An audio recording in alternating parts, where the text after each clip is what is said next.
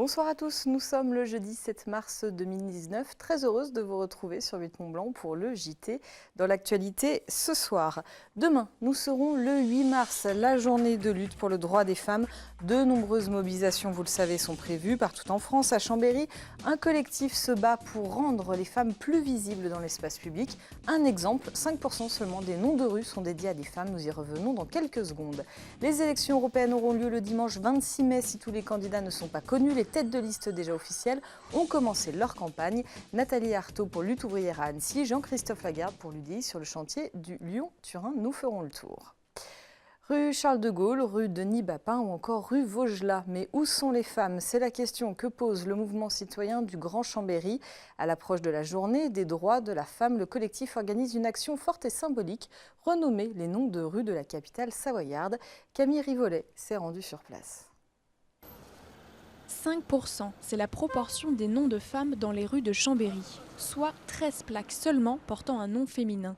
C'est peu, beaucoup trop peu pour Aurélie Lemeur. Donc là on est sur la place des éléphants, un lieu symbolique, emblématique de la ville de Chambéry. Donc avec 4 spécimens d'éléphants. Et en fait, nous on s'interroge, est-ce que finalement c'était des éléphants ou des éléphantes? Et pourquoi est-ce que la place porte le nom masculin? Même constat au lycée Vaugelas, où là encore c'est un homme à l'honneur. Alors, le mouvement citoyen du Grand Chambéry va renommer symboliquement ce vendredi, pour la journée de la femme, 3 endroits phares de Chambéry, la place des éléphants, le lycée et la rue Vaugelas. Cette idée leur est venue après un constat simple. Les femmes étaient en nombre inférieur et du coup nous avons souhaité faire un événement dans l'espace public pour sortir les femmes de cette invisibilisation de la sphère publique. Donc l'invisibilisation, c'est le fait d'occulter les actions, les pensées, le travail des femmes alors qu'il est bien présent. Et donc l'objectif, c'est de lui redonner une place, toute sa place, et de reconnaître officiellement ce que des femmes connues ont fait pour la Chambéry et la France. Les Chambériens sont mitigés par cette action symbolique. La promotion de la femme, elle se fait par trouver du travail, etc. Bon, les noms, changer, féminiser, tout ça, je trouve que c'est un petit peu, c'est pas très nécessaire. De renommer les rues de Chambéry de noms de femmes, ça ne veut pas dire qu'il n'y aura pas des rues avec des noms d'hommes, je pense, parce qu'il y a quand même des personnages qui méritent qu'on les honore. Et moi j'ai plutôt une grande admiration pour tout ce que certaines femmes ont osé faire en leur temps. Donc moi ça me plaît bien. Et puis les actions symboliques, je pense que c'est important aussi. Et ça permettra qu'on dépoussière des noms parce que des gens découvrent toujours. Tous les Chambériens sont invités ce vendredi à venir donner des idées de noms de femmes et à renommer les rues de leur choix.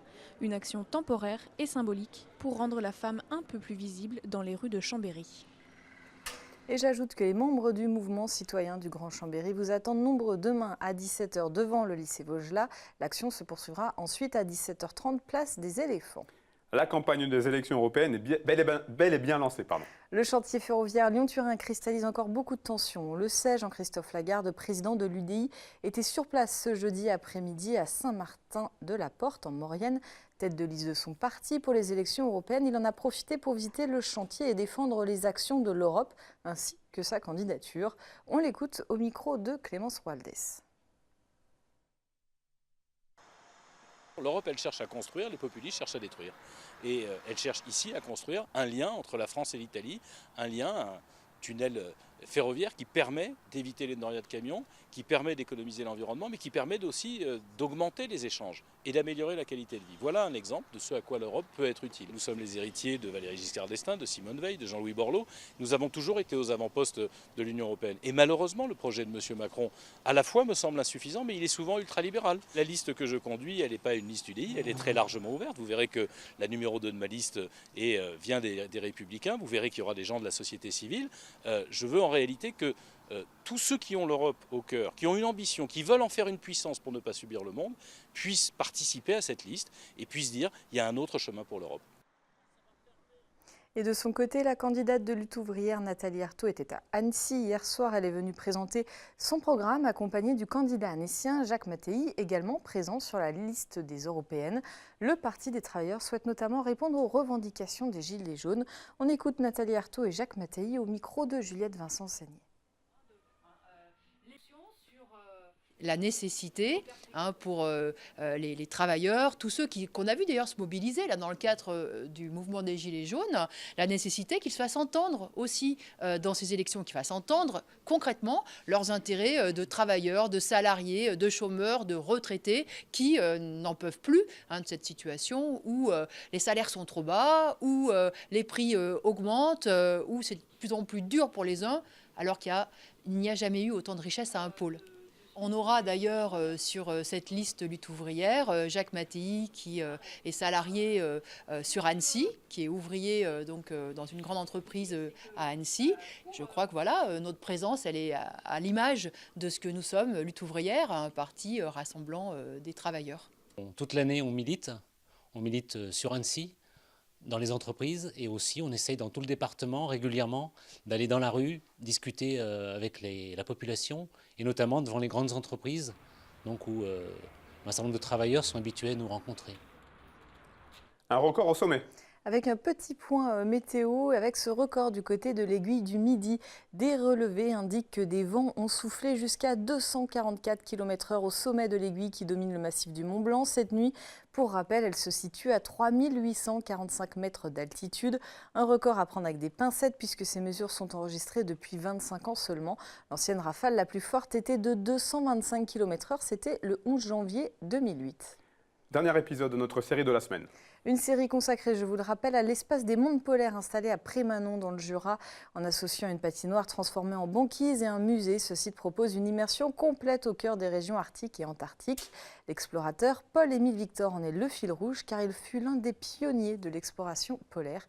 Jean-Paul Crespi nous en dit plus sur cet amoureux des mondes polaires. Sur les plateaux du Haut-Jura, l'espace des mondes polaires possède une signature, celle de Paul-Émile Victor, et appuie son propos sur un engagement. Maintenir vivant le souvenir d'un homme d'origine jurassienne, l'un des pionniers de l'écologie moderne, dont les carnets de notes et le traîneau avec lequel il a traversé le Groenland en 1936 sont visibles au sein de l'exposition permanente. Et l'homme est volontaire. Pour compléter ses travaux d'ethnographe à la suite de cette expédition, il se sédentarise dans une famille groenlandaise, esquimau parmi les esquimaux, un hivernage de 14 mois chez les Inuits. Le premier mot qui vous vient à l'esprit, c'est le mot glace. Sachant que chez les Inuits, par exemple, il y a une centaine de mots pour parler de la glace. Ce n'est pas notre univers, donc il faut apprivoiser cet univers et puis trouver des solutions très rapidement pour pouvoir s'en sortir. Survivre dans un milieu, avant d'en vivre, c'est survivre, parce qu'on n'est pas habitué à ça. Si on se souvient aussi très bien de Paul-Émile Victor, ethnologue au Groenland, c'est que la première chose que Victor a faite en arrivant au Groenland, c'est d'apprendre la langue, d'apprendre le groenlandais, le Kalaallisut.